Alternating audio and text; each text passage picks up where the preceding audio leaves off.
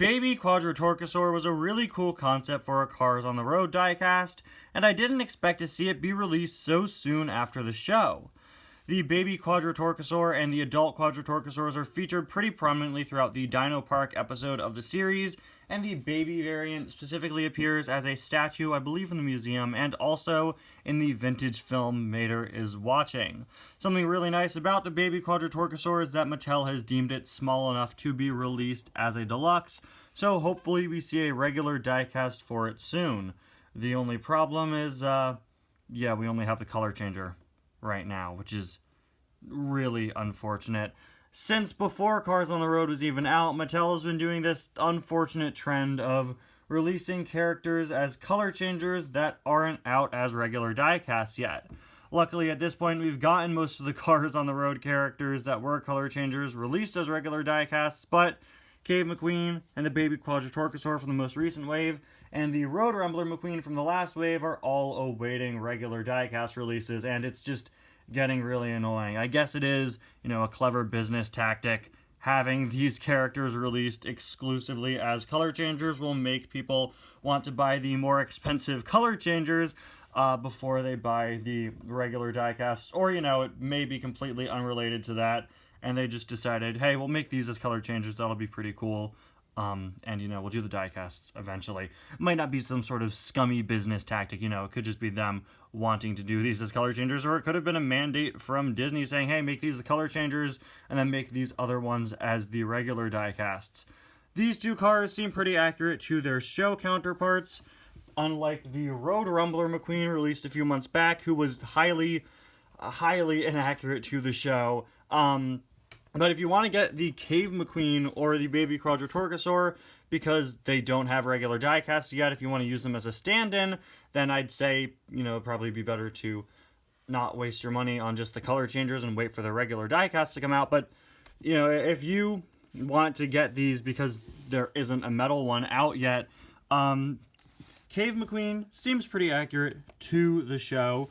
But it should be noted that the baby Quadrotorquosaur is one of the rare cases of a color changer where neither of the colors it has are its actual color, which is pretty cool. It's not often that we get that. Nowadays, nearly every color changer we've gotten since they were brought back in 2020 has had at least one of their two colors be their actual color. But the Quadrotorquosaurs in the show were yellow, and this guy changes from orange to sort of an army green. So that's pretty cool.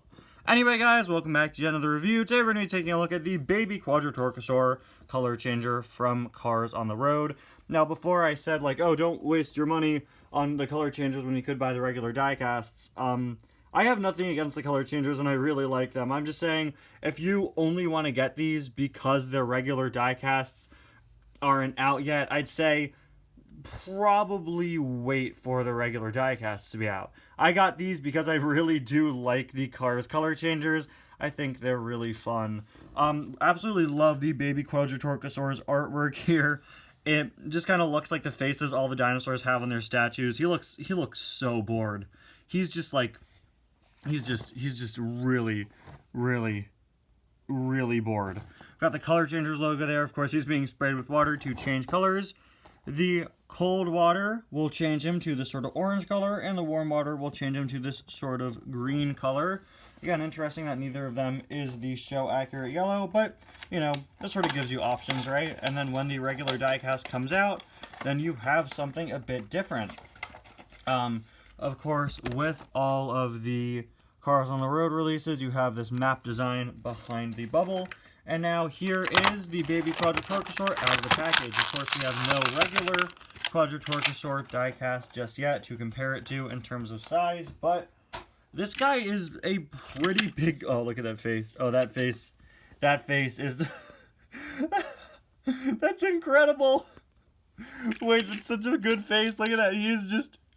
He looks so mad and just so done with everything at the same time. As I was saying, again, just compare him to your normal McQueen. He is quite the big car. You could probably compare him to, a Fillmore or something in terms of scale. Here he is compared to a Mater. See, he's even taller than Mater. I also just want to compare him in terms of size to Keith Cone. Then we'll also get a Fillmore in here. Here's Pit Crew Fillmore. So yeah, pretty similar in size to those two. But of course he does have these spines on his back. Like all color changers, he is fully plastic. Unfortunately, like all modern color changers, the eyes are stickers, but the rest of the details are painted on. There's not really any paint detailing on him, but yeah. Of course, all the different colors are painted on here. Spikes here are plastic insert pieces. We'll get to those in just a minute. He's in sort of his orangey cold water color.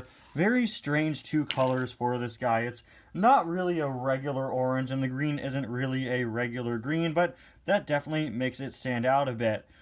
Something that unfortunately seems to be missing is the sort of rocky texture that all of the dinosaur cars are supposed to have. They are made of stone. You can see just looking at the artwork from McQueen, and even the color changer mold itself is made to be a bit bumpier. The Mini Racer Dinosaur 3-pack with the Cave McQueen and Mater that I reviewed the other day really pulled this off very well, but yeah, the Quadrotorquosaur is just missing a bit of that texturing. I think a lot of that texturing would be added if they gave him matte paint, but you can't do that with a color changer. I'm sure all that rocky texturing will be added when this gets its inevitable die cast, which hopefully happens pretty soon. We've got the horn here. Seems like, yeah, it's made of a soft plastic. Got the little teeth down there. We've got the bumper. Again, it would have been nice to get a bit of rocky detailing just anywhere. Just anywhere in general. Yeah, the wheels are so smooth. That's so weird. You'd think they would at least try to make the wheels like a bit textured and rocky, but no, they are completely smooth. That is really unfortunate. At the spines there, he even has a little tail in the back, which is very funny. This will definitely not change color since it is an insert piece. But yeah, it's green to match with the other color, presumably, because it's supposed to change to a shade of green. There's the other side, and there is the base. Oh, the base is painted in brown, which is just a nice touch. And it has a 2022 copyright date. Pretty rare for an item to have a copyright date of the year it was made. Typically it's from the year before, because that's when it was, you know, designed and molded. But yeah, this is a very late 2022 release, so I get that. Very, very cool car, very cool design, definitely missing some details, but this is a color changer, you know. I'm sure the details I'm complaining about will be fixed on a regular die-cast release, especially all the rocky texturing. Now let's test out the color changing. If you told me when I started my channel that 5 years from then I was going to be doing a review of a color changer's dinosaur, I would probably be very confused, but here we are. So here it is again. It's in the orange color, which is the cold water color, which is what it's had since I got it. And then we'll put it in the warm water and we will change it to green. I actually had to reshoot this because I messed up and I just for fun while talking dipped it in the warm water, forgetting that it was in the cold water color. But yeah, here it is in the warm water color, which is a nice shade of green. Matches the tail pretty closely, does not match the spines, of course, which are separate pieces, but does match the tail, which is also a separate piece, but yeah.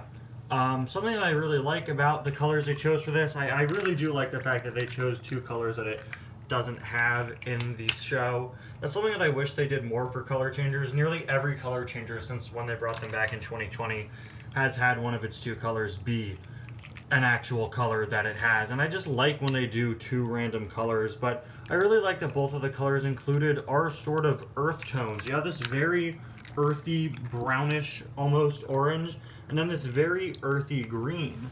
There really honestly isn't that much of a difference in these two colors. It's not like one is incredibly bright and one's incredibly dark like a lot of color changers do, but yeah, you have these two sort of earth tone colors. And I don't know, I think that they work together pretty well if you want to just sort of blend the colors in different ways. I think they do mix quite nicely. But yeah, I like these color choices, and I think they really work with what the character is, which of course is a dinosaur. Anyway guys, thank you all so much for watching, and I'll see you guys next time. Bye now.